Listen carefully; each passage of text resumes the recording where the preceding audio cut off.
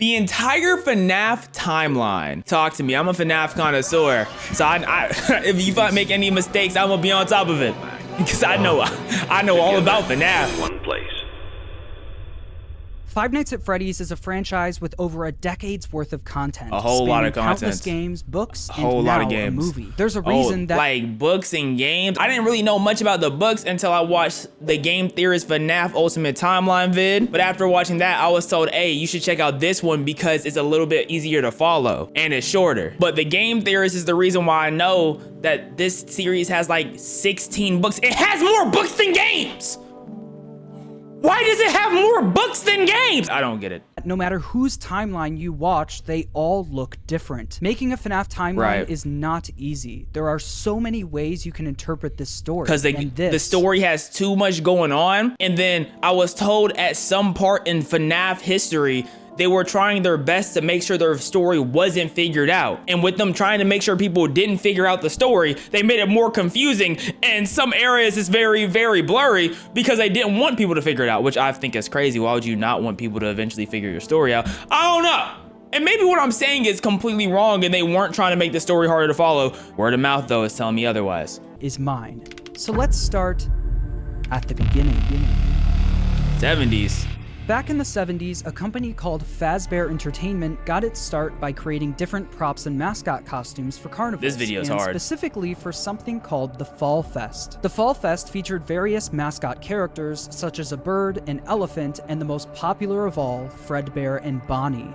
That elephant's so funky too, bro. That elephant ugly. I like the way this video is attacking the timeline comparatively to how Game Theory did it. I can't even describe the way Game Theory did it, like what genre of video they were presenting, but I like the way this is presented more. These specific mascot costumes were so popular, Fazbear Entertainment opened a dedicated restaurant for them called Fredbear's Family Diner, featuring the same Fredbear and Bonnie mascot costumes from the Fall Fest. What Fazbear Entertainment didn't account for, though, was one of their animatronics from the Fall Fest going rogue,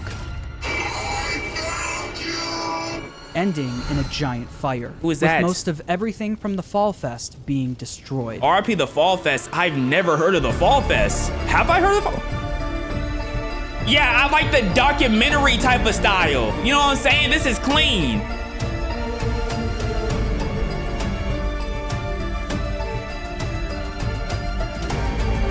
Because I think with the Game Theorists was they had a documentary-esque style, but then they would stop the documentary style to go over things more thoroughly. You know what I'm saying? And I understand because they want to make sure they fully convey all their thoughts, but it also interrupts the style of like a doc style. I'm liking the way this is presented.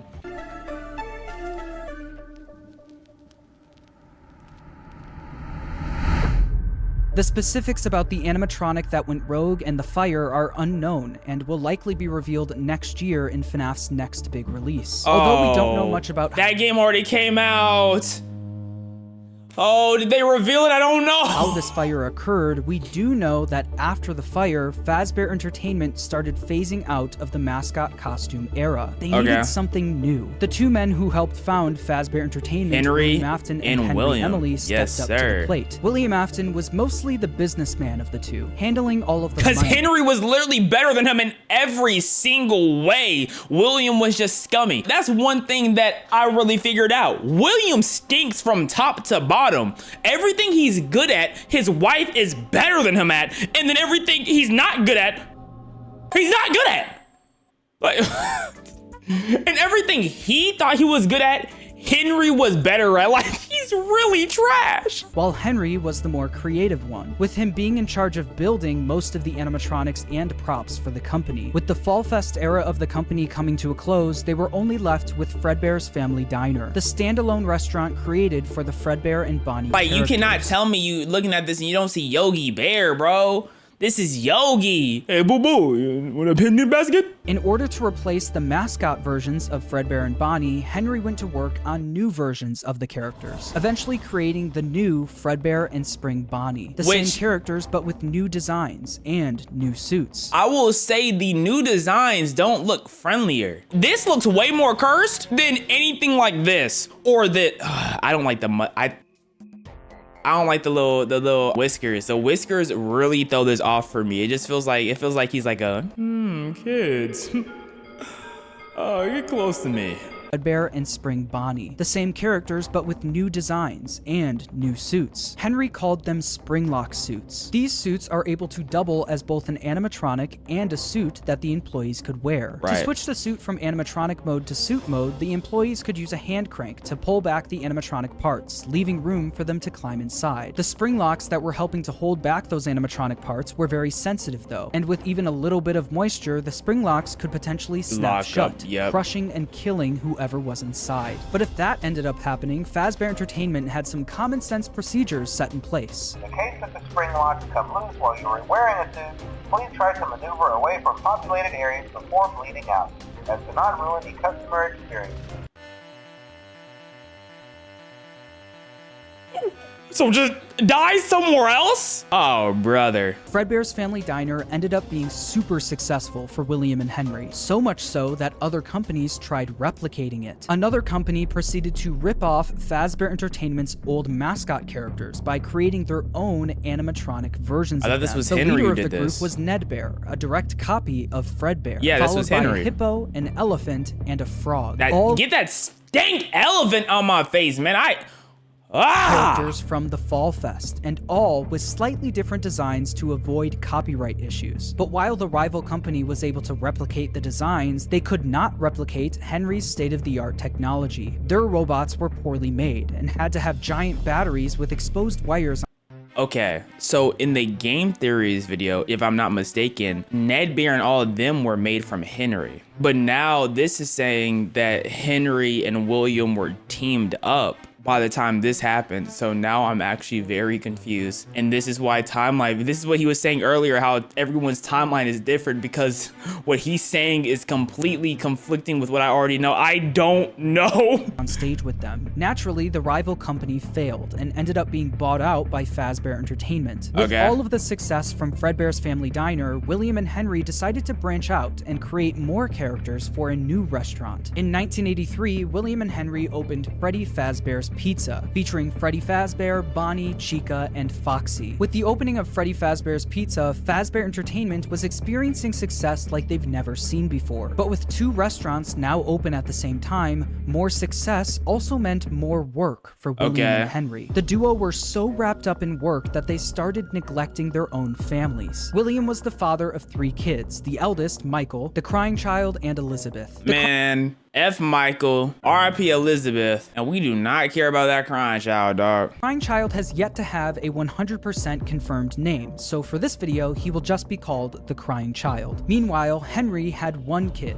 a daughter named Charlie. The business partners spent most of their days working. I'm confused. So wait, why does one say Charlie and one say Charlie? Taking care of their kids. Henry was the robotics genius, so he used his talents to create a new animatronic to watch Charlie for him. Like, look at this thing. Why would you want this thing watching your child? It looks like it's gonna swallow it whole. This is terrifying. It was called the security puppet. This animatronic would sit by the door of Freddy Fazbear's Pizza and make sure that Charlie wasn't able to leave the building. So just Charlie specifically? I thought it was all the kids. Play at the restaurant while Henry worked, without Henry having to worry about her leaving the building or getting kidnapped. The robot was linked directly to a green bracelet that Charlie was wearing. If Charlie, wearing the green bracelet, tried leaving the building, the security puppet would spring into action. William, on the other hand, so smart. He made a he cared more about. He made a whole parental figure out of a robot for his child. He was gonna start Detroit Beyond Human like in a couple years after this one. Making money, but also saving money. Naturally, he decided to just force his eldest son Michael to babysit while he was at work. Michael was mostly in charge of babysitting the Crying Child. The Crying Child didn't have many friends, but he did have a close relationship with his plushies. These plushies were of characters from his favorite show, Fredbear and Friends. Fazbear Fazbear Entertainment's newest cartoon, featuring Fredbear, Freddy, Bonnie, Chica, and Foxy. What if the Crying Child's Backyardigans open a restaurant? That's kind of like what this would be like if they open a restaurant. Yo, would that be hard?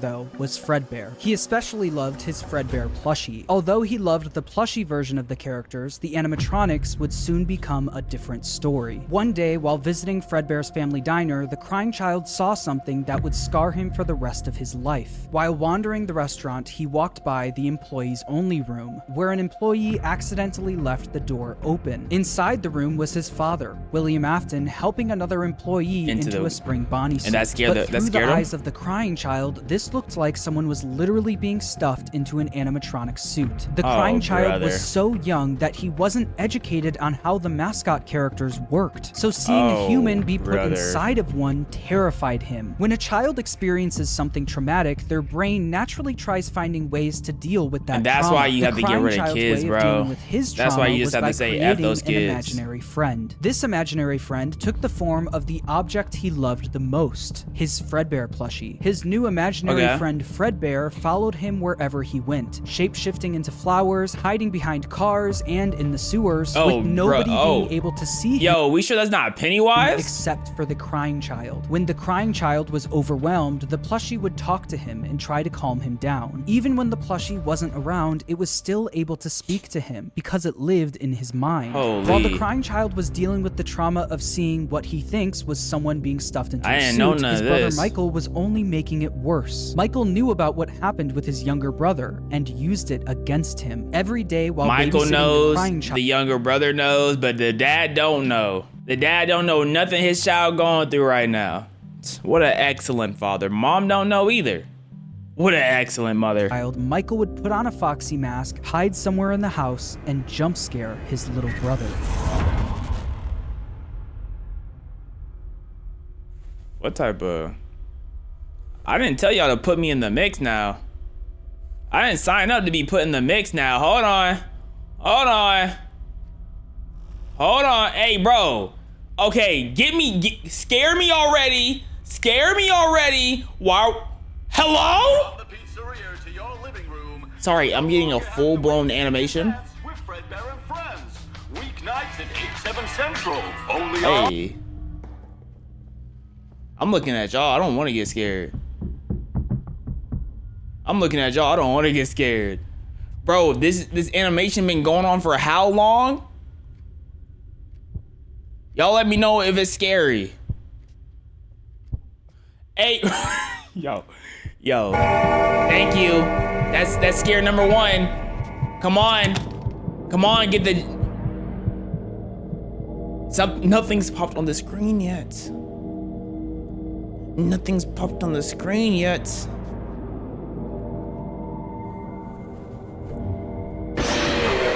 Thank you. Thank you. Through all of Michael's bullying, the crying child's imaginary friend Fredbear would comfort him and talk him through the situation, saying, "You know he is hiding again. Be careful. Tomorrow is another day." Michael wasn't the only one bullying the crying child, though. The local kids in the neighborhood heard about why the crying child was so scared of the pizzeria, even making up fake rumors related to what the crying child thought he saw there. "You'd better watch out. I hear they come to life at night. And if you die, they hide your body and never tell anyone." But all of this bullying would come to a head on one special day. So he was hallucinating the eyes in the Fredbear? Okay, because the game theorists, and I'm going to keep referencing them because they're the only other FNAF theorists I've watched, there was a camera in his eyes. But now, since he's not like saying what the game theorist is saying, now I'm starting to think that's not what the game theorist really said. I made it all up, and now I'm getting even more confused.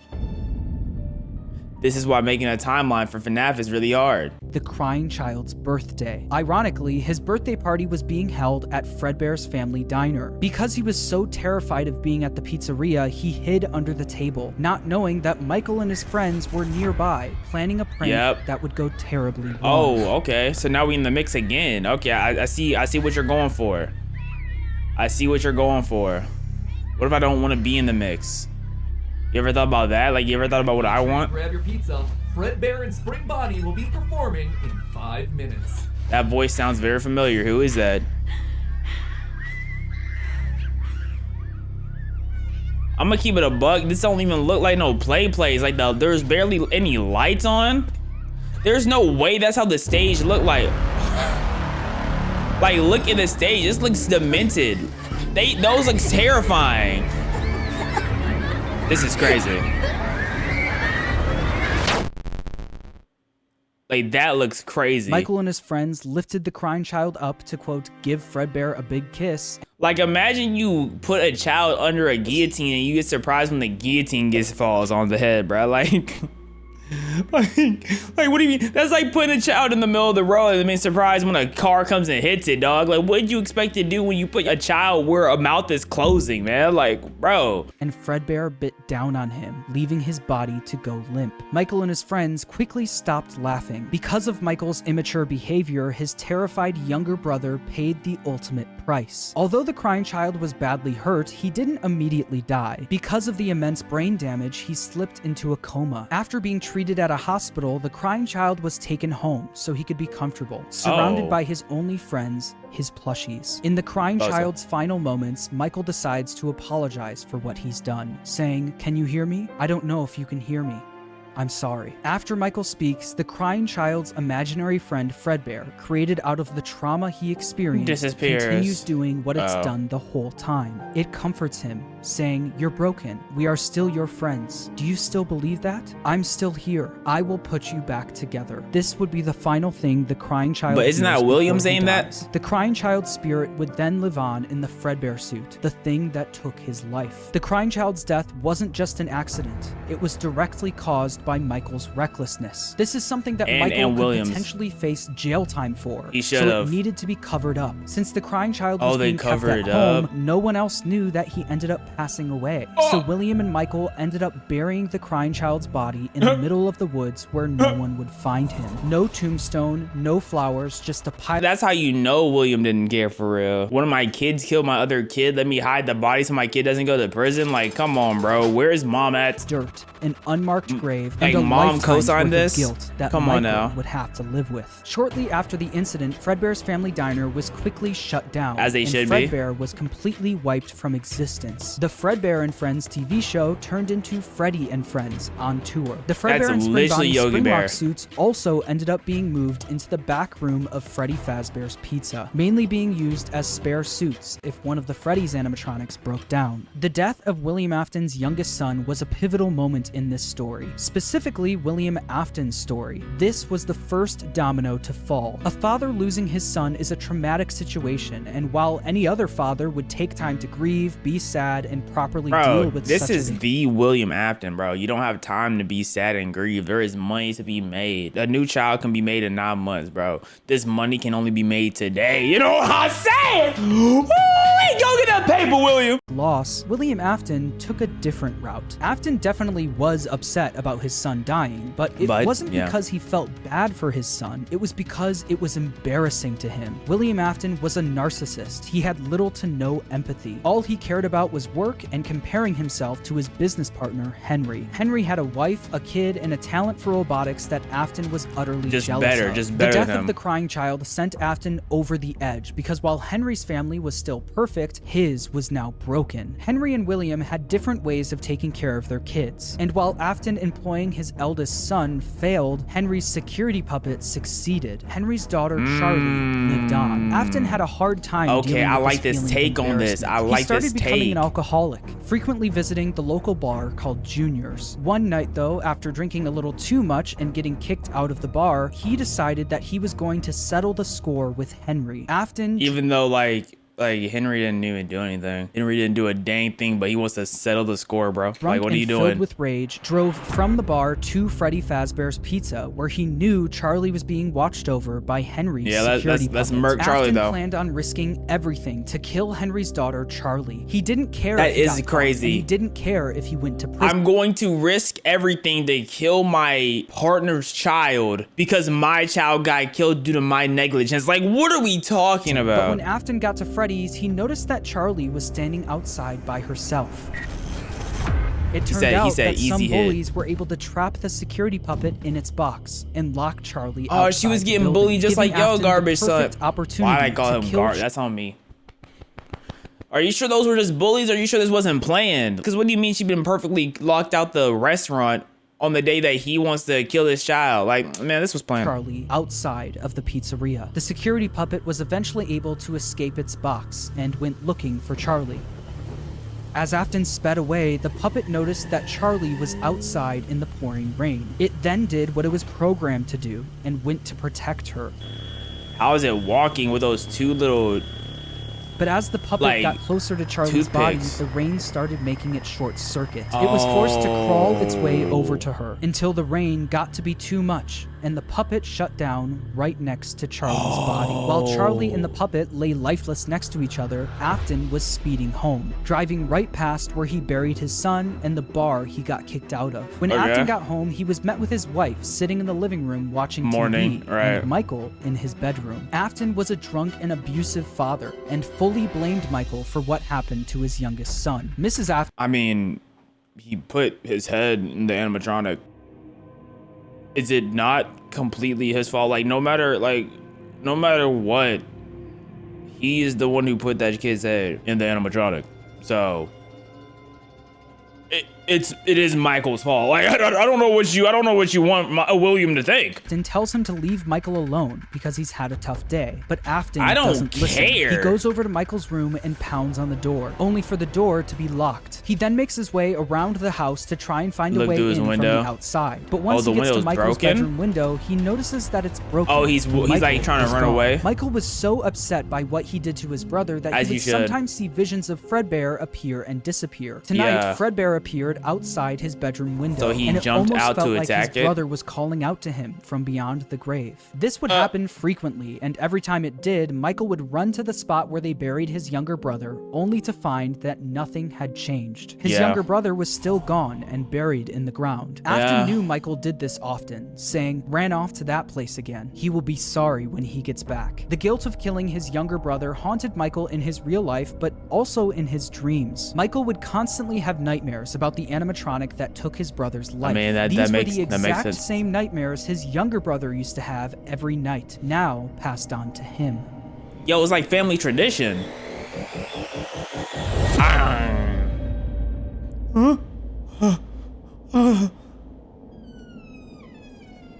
Is this FNAF 4? Like the layout? Oh, yeah. Oh, brother. I'm looking at y'all again. Like, I didn't ask to be put in the mix, bro. I didn't ask to be put in the mix, bro. And he's going for the flashlight. Hold, bro.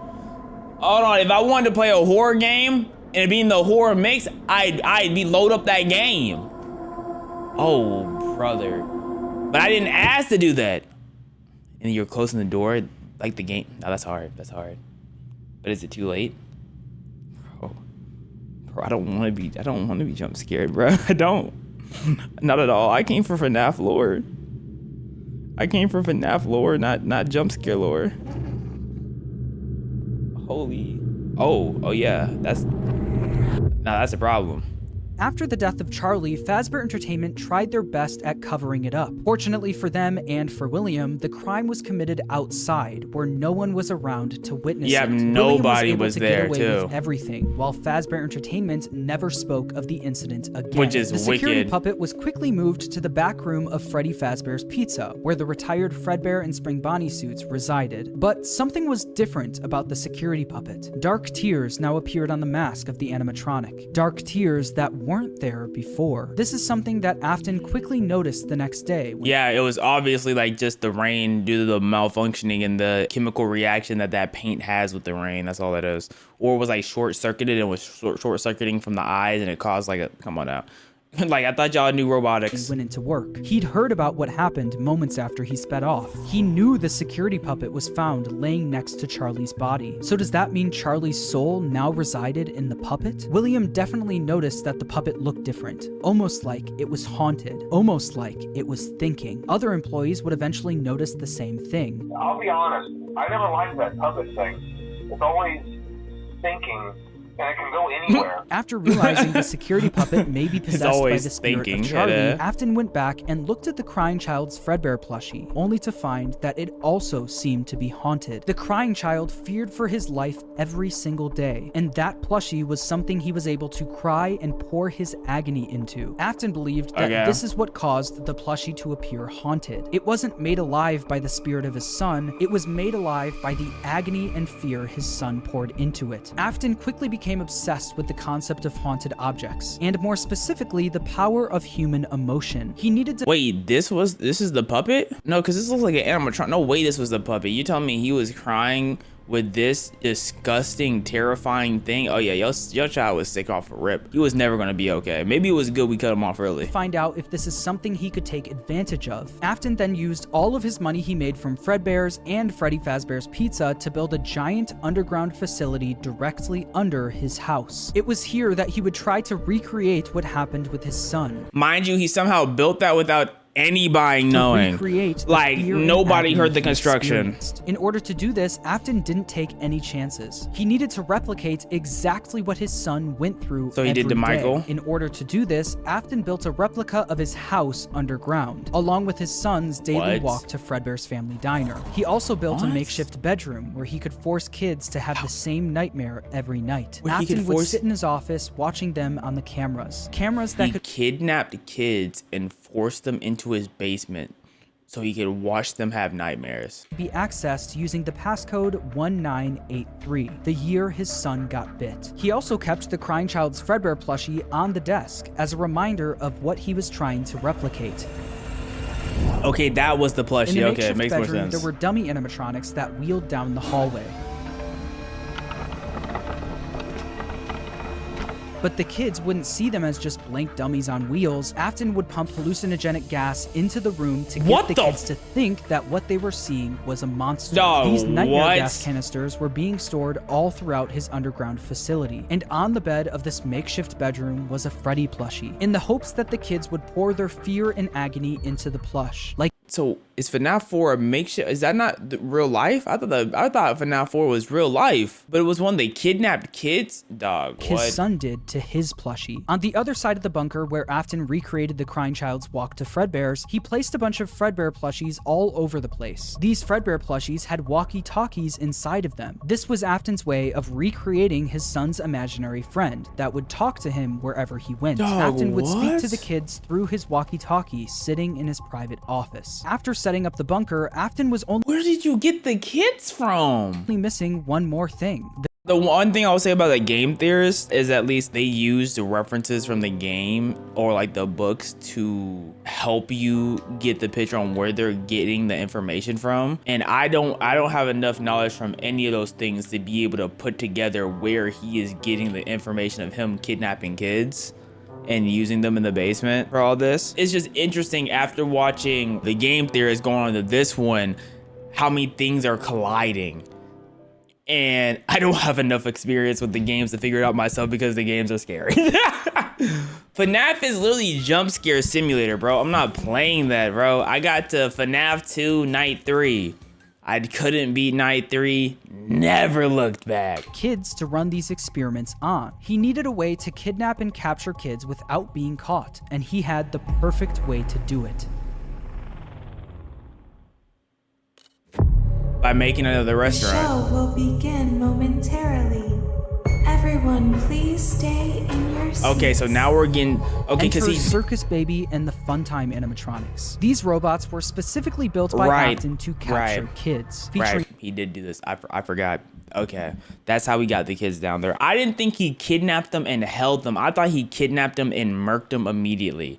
That's okay. Circus Baby, Funtime Freddy, Funtime Foxy, and Ballora. Shout out homosexual they Foxy. Advanced technologies such as parental tracking, voice mimicking / luring, and storage tanks. Circus Baby, the star of the group, was even able to make ice cream as a way to lure kids to her. Once the kid got too close, a giant claw would reach out, grab them, and lock them in the animatronics storage tank. Some of the board members from Fazbear Entertainment were suspicious of these new animatronics. She can dance. She can sing.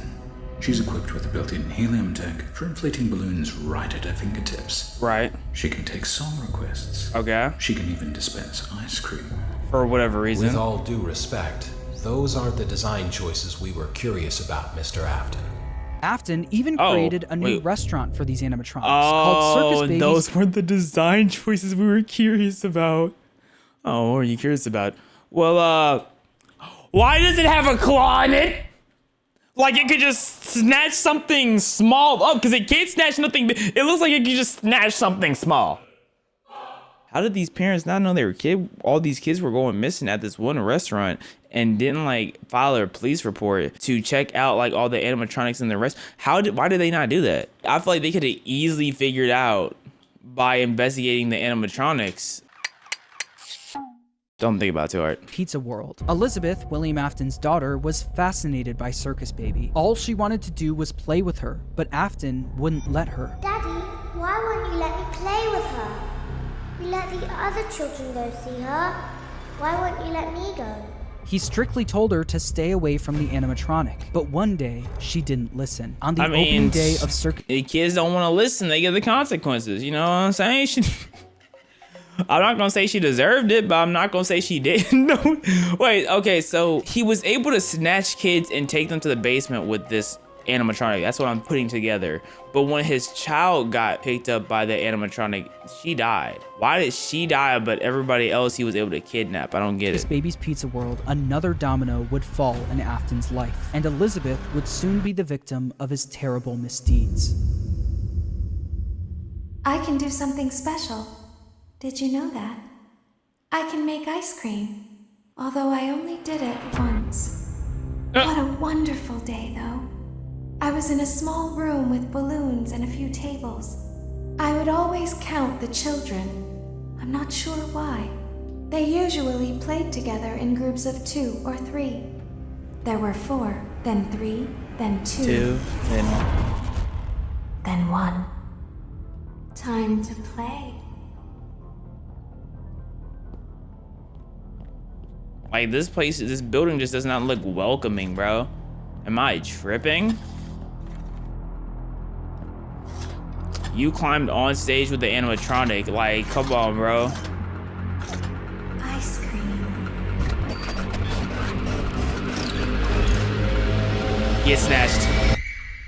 So the ability to make ice cream was the thing that they hid. The ice cream giver was just a disguise to be a child taker. Gotcha. Something happened when there was one. I was no longer myself. There was screaming for a moment, but only for a moment. In an instant, Elizabeth was grabbed by Circus Baby and thrown into her stomach hatch. The sheer force of her being grabbed and thrown into the robot's storage tank was enough to kill her almost instantly. This is something that William wasn't able to test. That was until his daughter became the test. William Afton now lost another one of his kids, but this time it was all his fault. After just Wait, okay, so I'm confused. During this time, did he already have the kids in his basement or no? Because he brought up the kids in the basement like 5-10 minutes ago. So how was he getting the kids in his basement? I thought he was using this, but if it was killing instantly, how did the kids get in? One day of being open, Circus Baby's Pizza World was shut down. Afton covered up the one day? Yo. So wait, she was complaining about how no one else could play with it for one, like, okay, first off, you're telling me that child couldn't listen for more than one day? Terrible child. That's how I know you're a terrible parent. You tell your child not to do something and they couldn't last a whole day without doing it. Terrible child. Terrible, even worse parent. And F Charlotte, bro. Henry, we need your help, Henry. Henry, where are you? Telling the public that the restaurant shut down due to gas leaks. But not everyone bought that story. The local newspaper wrote about the incident, saying, in other news, the grand opening of Circus Baby's Pizza World has apparently been canceled due to reported gas leaks in the building. Sources close to the establishment questioned the report, saying that strange activity around the area at night suggests something else is to blame. One local is quoted as saying, everything just stopped. There was so much excitement built around this place opening, and then they just stopped talking about it. A tenant from across the street claims to have witnessed a large group of cars surrounding the building during the night, and large pieces of equipment being taken out of the building under tarps. A few weeks later, the building was for sale. There is no comment yet from the local entrepreneur who financed the venture. That local entrepreneur, where did you get this from? Successfully covered up I want to know where they got this source of information from. They're gonna be like, oh, well, this was in the 4th book on page 16. Like, bro, why does FNAF have books? Everything. He was able to bring Circus Baby and the Funtime animatronics back down into his bunker. But once he got them there, he noticed something was different about Circus Baby. One distinct feature about Circus Baby was her blue eyes. But what once was blue eyes now were green, the same color as Elizabeth's. In that moment, he knew that his daughter's soul attached itself to the robot. Her soul lived on in Circus Baby. Afton knew that the way Charlie went on to possess the puppet was... I think he wanted to kidnap the children and put them all in the basement, but it was like he designed everything for that, but it was failed. Sloppy. He failed to do it. It was hard to recreate without getting caught. But what if the kids' bodies were hidden where no one would ever look? What if, just like his daughter, their bodies were stuffed into the animatronics? Right. For Afton, Elizabeth's death quickly went from just another inconvenience to a scientific breakthrough. Yes, to a eureka was one moment. step closer to harnessing the power of life itself. But Absolutely. one successful experiment wasn't enough. Just like the fear experiments he built in the bunker, he needed to replicate exactly what happened. He needed to recreate the... So he did do the experiments in the bunker? So how did he get those kids if he... When did he get those kids? How? I don't know. Accident. And he knew exactly how he was going to do it. Using the Funtime animatronics again wasn't an option. Circus Baby's Pizza World was shut down, and the public was already getting too suspicious of the animatronics. But he didn't need the Funtime animatronics. He was going to run the experiment himself.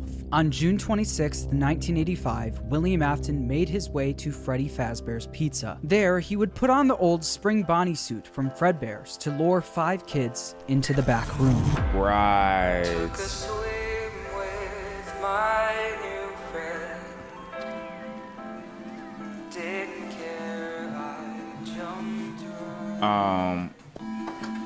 Okay.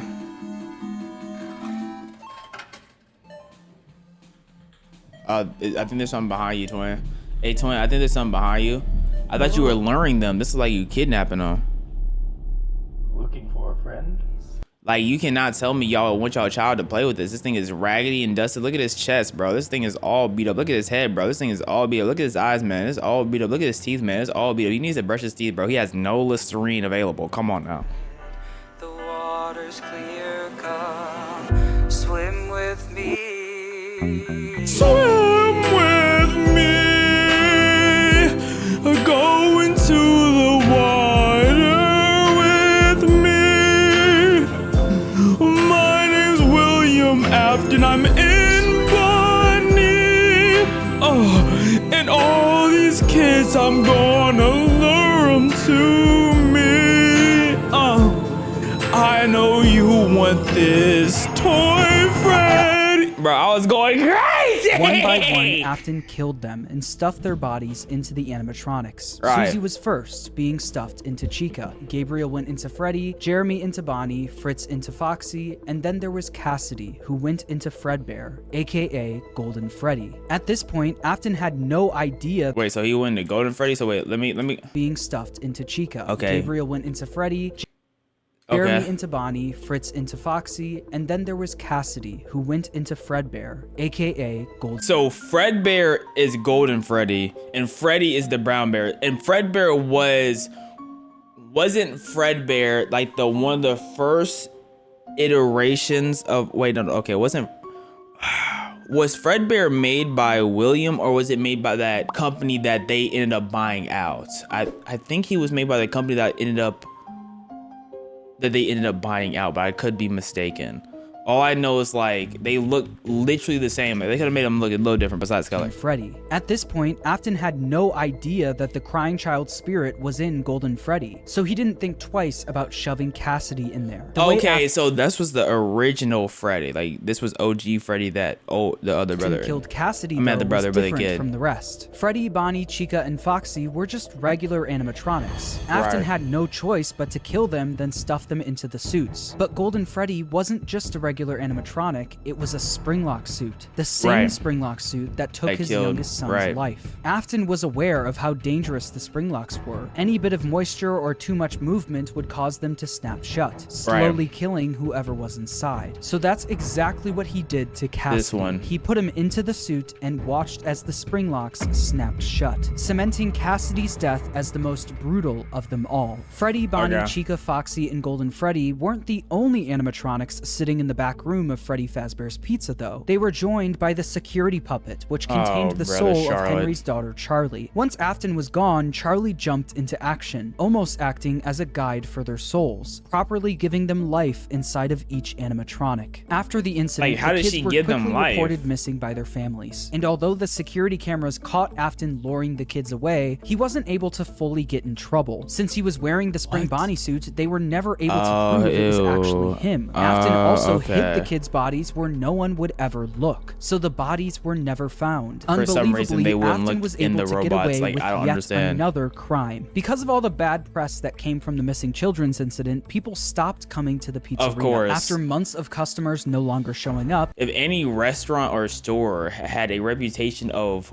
kids being just disappearing out of nowhere, like that store is not lasting long. Fazbear Entertainment officially shut down Freddy Fazbear's Pizza. Shortly after the pizzeria shut down, Afton decided to pull the Funtime animatronics out of retirement and finally get his underground facility fully operational. He knew he couldn't try opening another Circus Babies restaurant, so he had a new idea. Due to the massive success and even more so the unfortunate closing of Freddy Fazbear's Pizza, it was clear that the stage was set, no pun intended, for another contender in children's entertainment. Unlike most entertainment venues, our robotic entertainers are rented out for private parties during the day. Afton opened Circus Babies Entertainment and Rental. This way, he could rent out the Funtime animatronics to local birthday parties, capture kids, and bring them back to his underground bunker to be experimented on. While Afton was running his rental business, Fazbear Entertainment was determined to try opening another pizzeria. In the summer of 1987, Fazbear Entertainment right now? Like, is that just Henry's work, or is that like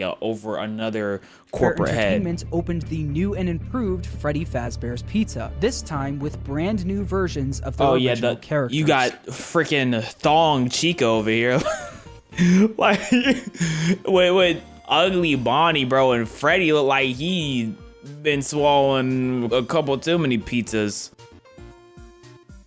Or kids, I don't know, bro. I don't know what's on Freddy's diet, man. These were called the toy animatronics, and they were once again built by Henry. Henry was aware of what happened in 1985, and especially of what happened to his daughter, so he was determined to make sure that never happened again. These new toy animatronics were equipped with facial recognition systems that were linked directly to a criminal database. The security puppet was also brought out of retirement, but instead of working security, it sat quietly in the prize corner. Freddy, Bonnie, Chica, Foxy, Golden Freddy, and Spring Bonnie were also moved to the new pizzeria, and it's revealed that these animatronics were mostly used for spare parts. By now, I'm sure you've noticed the older models sitting in the back room.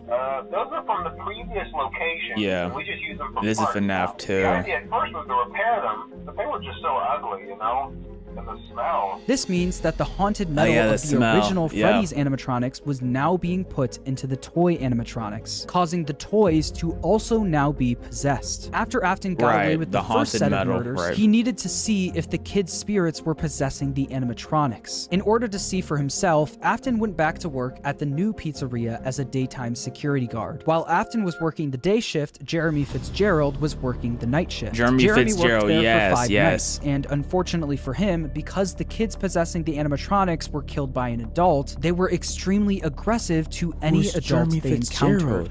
They interact with the kids just fine, but when they encounter an adult, they just stare. Meanwhile, Afton decided to pull the same trick he did at the old Freddy's location, gaining 5 more victims. Someone used one of the suits. We had a spare in the back, a yellow one.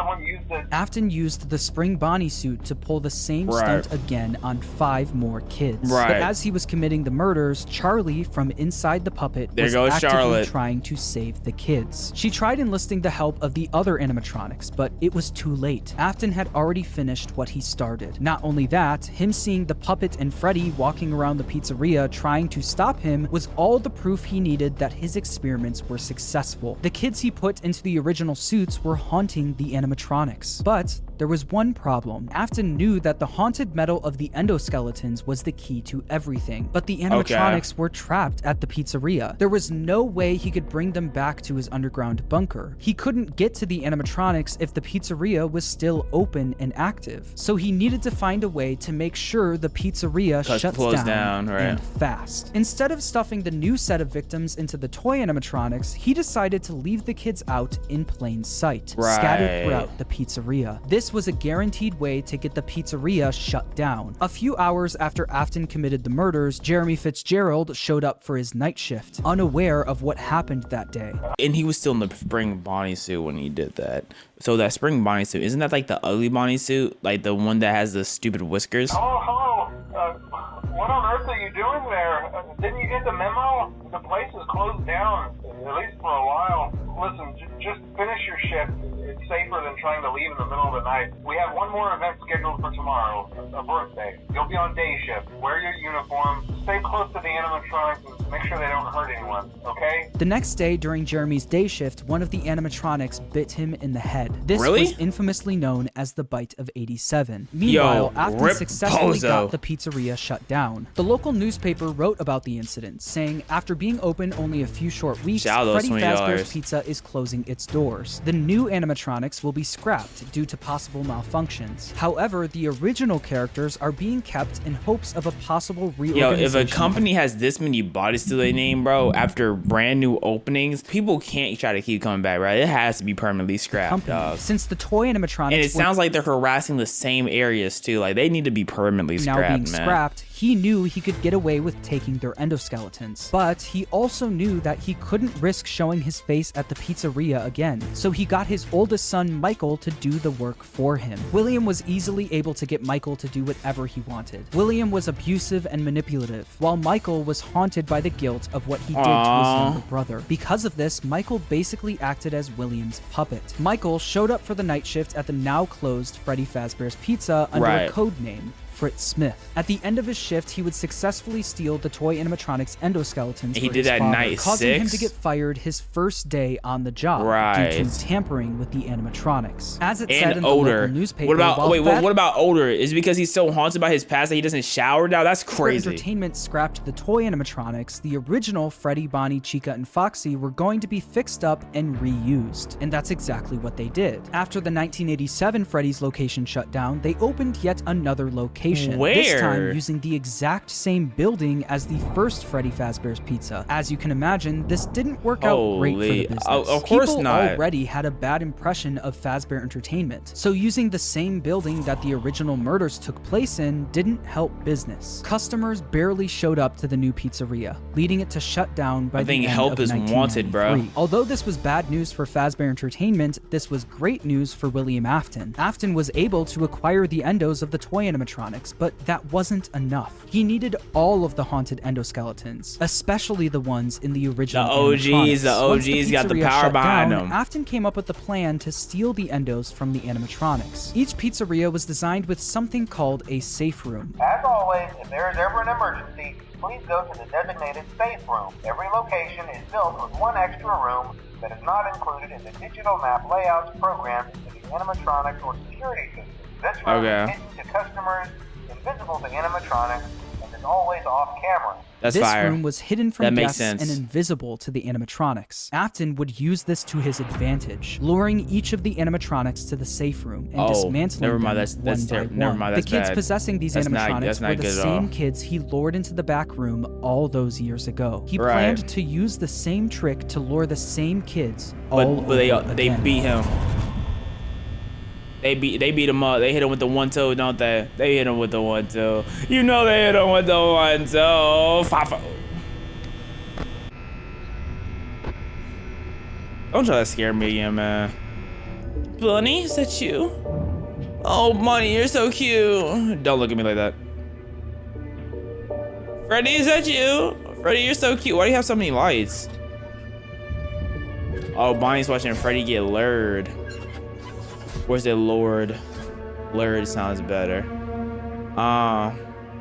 So, there go Foxy, getting in my proximity.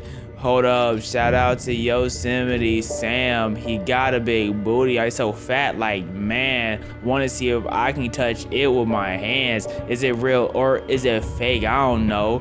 I still want to touch that booty hole with my tongue. I want to dig in it with my nose. Dog. Yo, I'm paying attention to the plot, bro. I swear. Bro, I'm a plot connoisseur. I already told you I'm a FNAF connoisseur. That's an ugly fox. Afton, William. They all get hit by the bag, Once bro. he finished dismantling each. I'm telling y'all, like, people think they think I'm crazy. I say I could take on an animatronic, bro, because they're like, oh, bro, they're 6 feet and 2,000 pounds of metal. If William can do it, I can do it, bro. William sucks at everything. He sucks at everything. If he can do it, I know I can. Animatronic and stealing their endoskeleton, he brought them down to his underground bunker, where he would melt them all down into one liquid substance called the remnant. Not Okay. only did Afton rob these kids of their I understand lives, what the remnant he would is now. use their souls long after they're gone for his own personal Yo, shout out Afton, bro. He really different, man. Now, Afton really different, dog. Hey, man, he really a genius.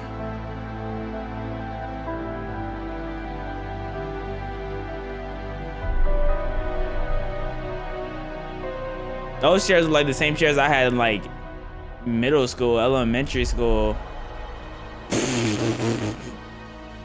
Hard transition, dog. Hard transition. Hey, throw that boy in the fire pit. We need to get some remnant going. I need some remnant. Oh! Oh! My fault. My fault. Them things really are screaming though.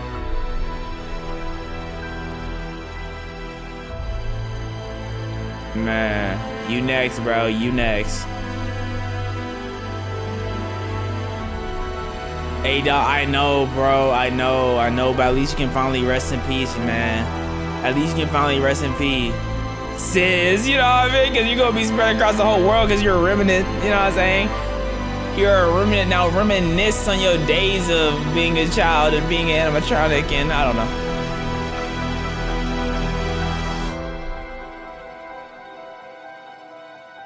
Oh, you know what they say. Good riddance.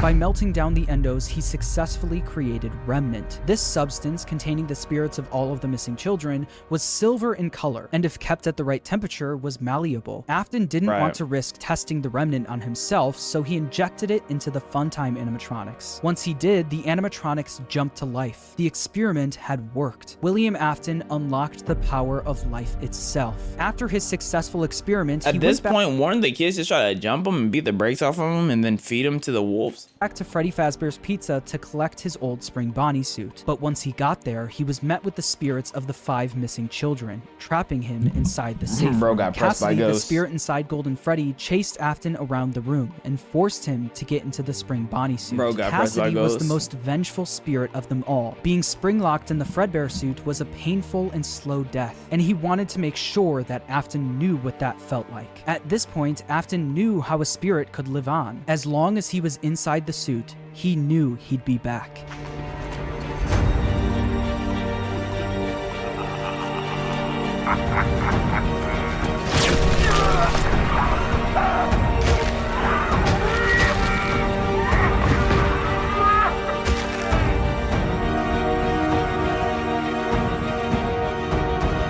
He literally could have just walked through him, by the way.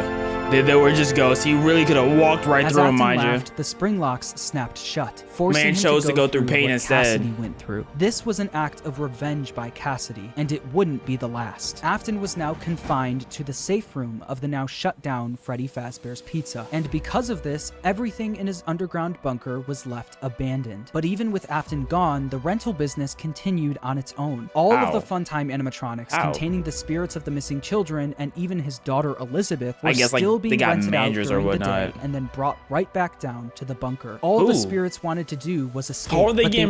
How are they getting brought back down if the bunker is in the house? If there's people in the house, but they don't know what's going on. Like, it's not making sense to me. How are they being rented out still? Were always put back underground. After Afton went missing, his eldest son, Michael, who's been blindly helping his father, remembered what his father told him if he ever went missing. If William wasn't there to finish his work, Michael would do it for him. Afton's underground facility was always off limits to Michael, but since he was now gone, Michael had no choice. He took the elevator down to where his father worked. So he knew of it. So in the game theories, they made it seem like Michael didn't know of this underground area. So every day. Although Michael was helping out his father by stealing some of the endos from the animatronics back in the day, he never exactly knew what William was doing until he got down into the bunker. Got you. So he knew of a bunker, but he didn't know what he was doing in the bunker?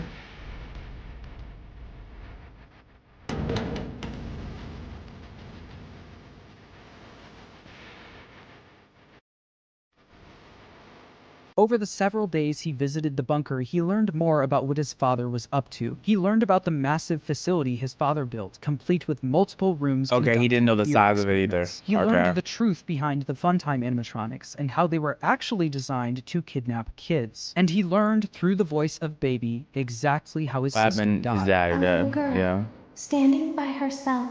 My stomach opened, and there was ice cream. I couldn't move, at least not until she stepped closer. But as the week went on, Baby was conducting a plan of her own. A plan to escape the bunker, using Michael's body. Elizabeth was no longer the person Michael remembered her as. She was entirely devoted to her father, and would do anything to make him proud of her. At the end of the week, so you're telling me you were killed by your father's creation and now you still want to do anything for her, bro? Like, man, that's what I'm talking about. F this child, bro. F Elizabeth. Like... You really a bozo, bro. Come on now. All of the Funtime animatronics endos were scooped out, with all of them combining into one animatronic called Ennard. This creature, containing the spirits of the missing kids and Elizabeth, knew that Ennard, because everything out, all the exoskeletons of the animatronics are scooped out. So now he's all the innards of the... Right, I get... Yo, Elizabeth, you really a bitch. They wouldn't be able to escape the bunker looking like an animatronic. They needed a human body to walk around in. 1, 2. You are in the scooping room now. Oh yeah, you better get scooped. Funtime Foxy has already been here today. Funtime Freddy has already been here today. Ballora has already been here today. Shout out Ballora. Circus Baby has already been here today. Shout out to Circus. I've been out before, but they always put me back. Who is they? They always put us back inside. Who is they? There's nowhere for us to hide here. Who is like William's accomplices? When we look like this. But if we looked like you, then we could hide. If we looked like you, then we would have somewhere to go. The scooper only hurts for a moment.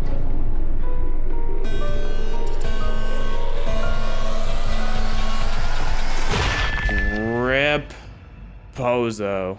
Michael Afton's insides got scooped out and replaced by Ennard, helping all of the souls to escape the facility. With every passing day after this happened, Michael looked more and more like a walking zombie. His skin was starting to turn purple, and people started to notice. Michael's body was no longer a good disguise for Ennard, so Ennard ejected itself from Michael. But because the scooper was also a remnant injector, when Michael Afton was scooped, he was also injected with Remnant. The Remnant made it so even after Ennard was gone, he was still able to survive.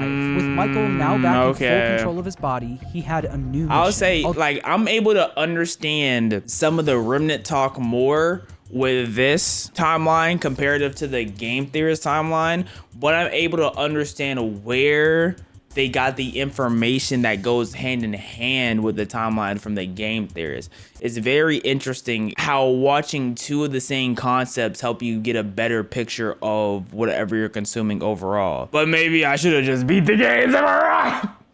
Maybe that's the problem. Maybe I'm supposed to beat the games, actually. Though he did, one way or another, successfully free his sister from the underground facility, he also learned about all of his father's terrible misdeeds. His loyalty to his father turned to disgust. It was time for him to end all of this. Father, it's me, Michael.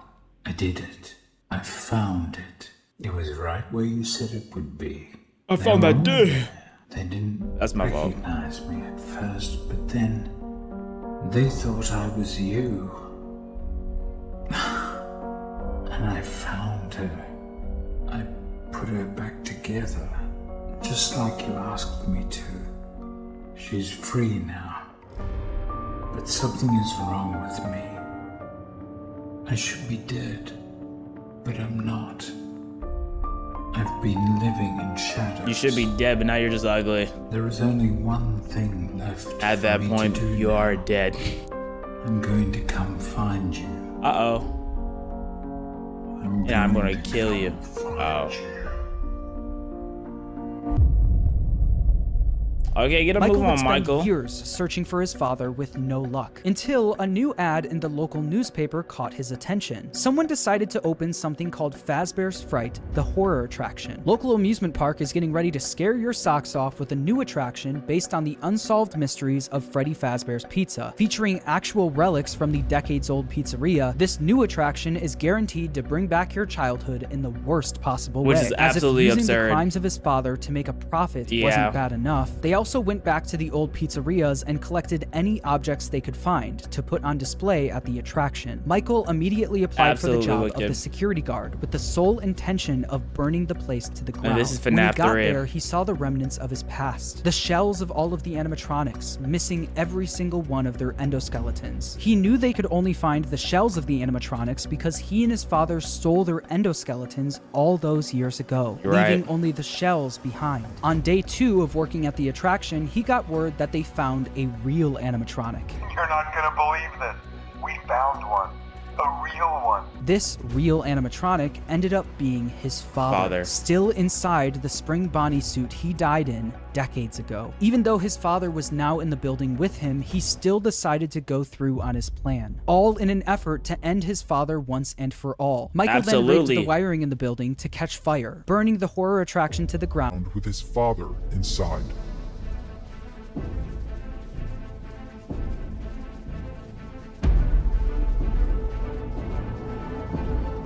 R.I.P. Foxy. Getting burnt to the ground. Father, you're burning out. Father, you're burning out. Father, you're burning out.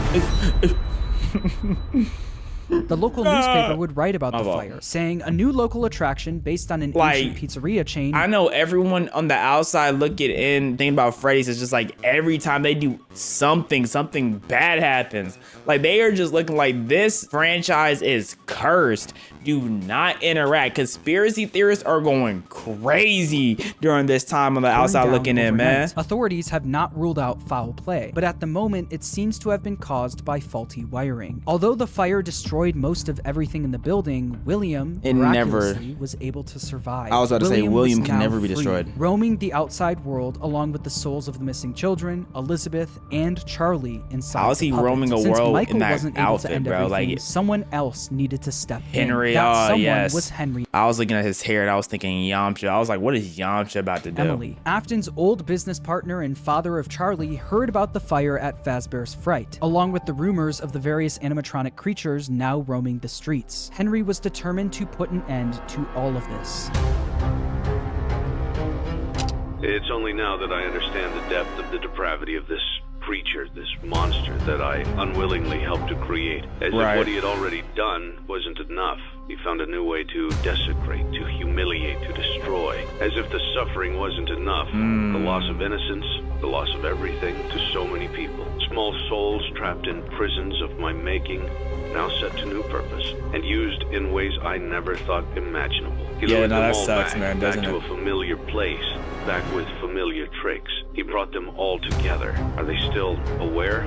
I hope not. It keeps me awake at night. I could make myself sleep, but not yet. Not until I undo what he has done and heal this wound. A wound Michael's so hard, me, man. But then one that I let bleed out to cause all of this.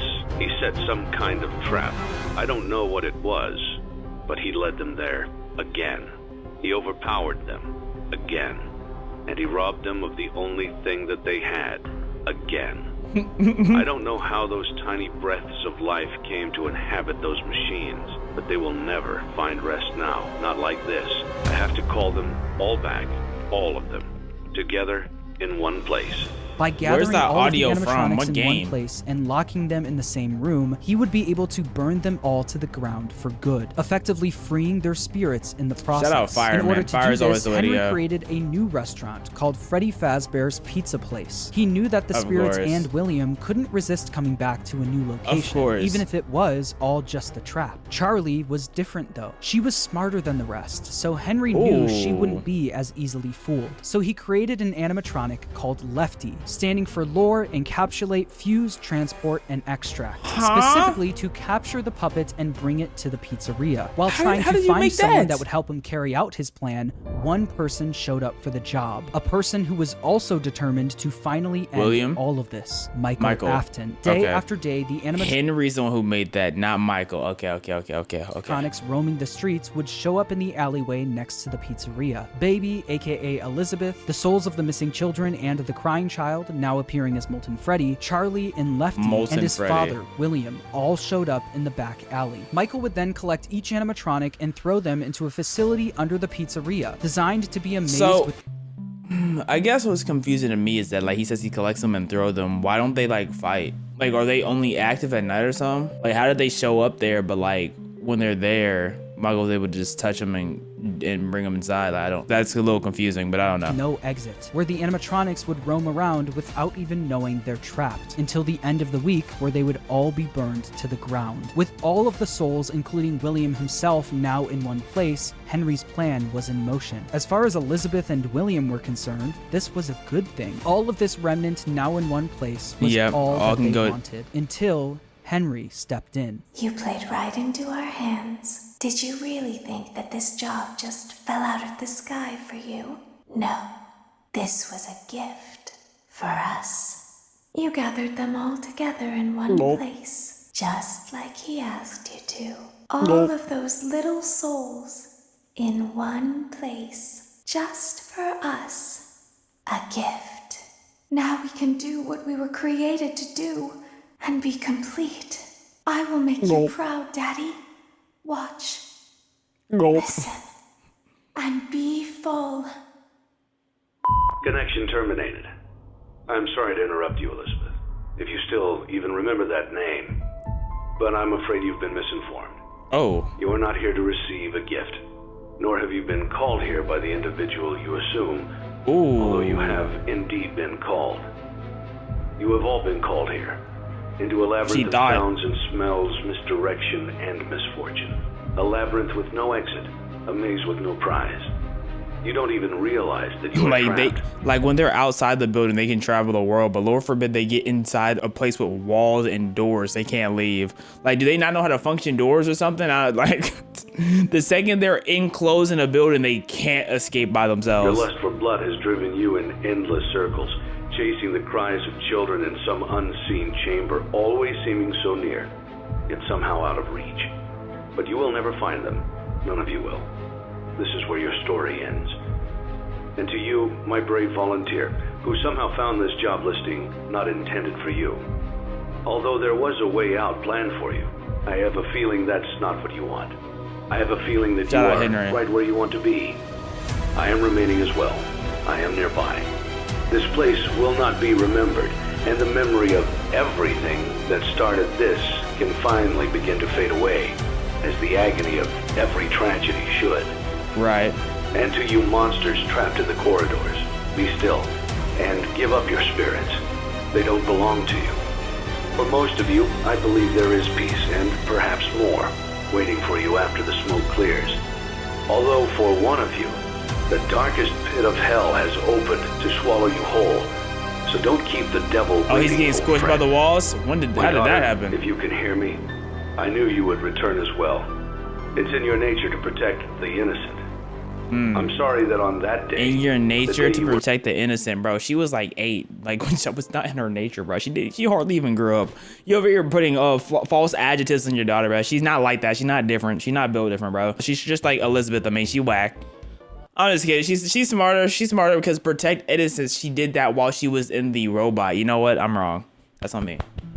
I think she was protecting people when she was, yeah, because she was the one who was waking up all the kids in the animatronics, right? Like, wasn't she like giving life to the animatronics? Yeah, I'm hating. Charlotte's raw. That's on me. Were shut out and left to die. No one was there. Who are the kids that actually had the most impact? Wasn't Cassidy the one who basically punked William into getting into the suit? And then Charlie or Charlotte, whatever her name is, she was bringing life to people in the suits. Everybody else is mid. I mean, I guess Elizabeth is cool because she took over her brother's body. Like she raw. I can give her that. She took over her brother's body and like, okay, I'll give Elizabeth that. You know what? You're right. She number 3. It goes Charlotte, Cassidy, Elizabeth. There to lift you up into their arms, the way you lifted others into yours. And then what became of you? I should have known you wouldn't be content to disappear. Not my daughter. I couldn't save you then, so let me save you now. It's time to rest. Holy yap sesh. And for those you have carried. They're burning alive right now while hearing all this too. For all of us. They're just communication. They're burning. They're just like, can he please shut up? Henry putting fire to the animatronics may have freed the spirits from the metal of the robots, but some of them still needed help actually moving on into the afterlife. This help would come from Charlie. She helped guide the spirits into the robots. Now she would help them move on. In the world of Five Nights at Freddy's, the way a spirit can move on is by them being put into a happy memory. The memory like Charlie chose actually comes from the crying child and the day he got bit. Piece by piece, Charlie put that terrible, shattered memory back together. But this time, she would change it into a happy memory. Instead of the crying child getting bit on his birthday, Charlie changed it so that all of the missing kids and Charlie would celebrate him, giving him a giant birthday cake. By changing that terrible memory into a happy one and attaching all of the spirits to it, they were able to successfully pass into the afterlife. And I'm assuming this doesn't include the Secret of the Mimic and Security Breach. Yeah, Security Breach. Okay.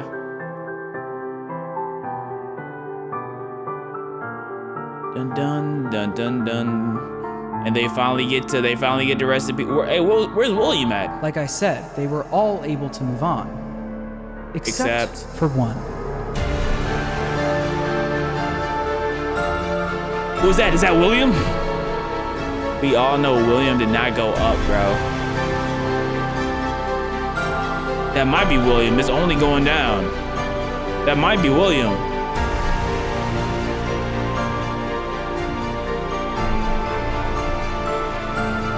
Is that Elizabeth? I don't remember. I don't remember who is it, bro? Talk to me. Talk to me. I need you to let me know. Talk to me. Cassidy, the most vengeful spirit of them all, wasn't done the yet. one who he forced him decided into to the attach his whatchamacallit. soul Got to you. Williams, making sure that William was unable to move on. By attaching his spirit to Williams, he was able to trap Afton in an endless loop of death. He made Afton relive every one of his terrible misdeeds. Oh, that's the crazy. fear experiments, his underground bunker, and the pizzeria where Cassidy was killed. Afton experienced all of this while being attacked and killed over and over again by all of the animatronics from his past. Got that Subaru treatment. Would attack him, Cassidy would be there, reminding him that the suffering will never end. Bro got that only just begun. See, Cassidy is raw. Never let you leave. Dang it. Okay. I will never let you rest. He tried to release you, He tried to release us, but I'm not gonna let that happen. I will hold you here. I will keep you here, no matter how. So that's many Cassidy going in each animatronic here. Please Cassidy get that knew stupid that elephant on my Afton face. Didn't deserve the afterlife. Thank you. He deserved to pay for what he's done for all of eternity. But if you keep up with the franchise, you know that that's not the end of the story. Like I said at the beginning of the video, making a FNAF timeline is not easy, no matter what anyone says. In broad strokes, you can explain the basic plot, but once you get down to the motivations and the why of everything, the actual times, it's just like some people who've helped making me things fill in the up. blanks that I'd like to shout out are Rytoast for his theory about Cassidy being spring-locked in Golden Freddy. I think that makes a lot of sense and is really satisfying for the narrative. Also, I'd like to shout out MatPat for his theory about Midnight Motorist. After trying to figure that minigame out for years, I think your explanation makes the most sense. It's important for me to say that no one except for Scott Cawthon himself knows the exact story he was trying to tell. So please make sure to watch other people's timelines as well and come to your own conclusion on everything. And when the time is right, I'll be back to tackle the newer games in this franchise. Until then, make sure to subscribe and thanks for watching. Yo, that was a fantastic video. FNAF. I'm gonna watch this timeline after I watch the Game Theorist timeline because I believe the Game Theorist timeline prepared me to be able to understand this timeline, because I feel like the Game Theorist timeline is more information dense and it really gives you time to soak up what's happening and when it's happening, whereas this is more of it kind of overviews the topics a little bit more without going extremely in depth. Like there's still depth, but this is more of a documentary trying to help you put pieces together that you should already know type of thing. Like at least that's what this felt to me. So I'm glad I checked out MatPat because it actually helped me. I feel like if I came into this blind, I would have been so confused. Like I would have been riding like the wave, but I wouldn't be able to give any form of meaningful commentary whatsoever. And that's assuming I did give any meaningful commentary. Anyways, both the videos were amazing. Okay, FNAF's video was amazing. The Game Theorist videos were amazing. And with that being said, I hope y'all enjoyed the video. I hope you've had a wonderful day. I hope you have a wonderful rest of your night. Sleep tight. Please know that. Bye.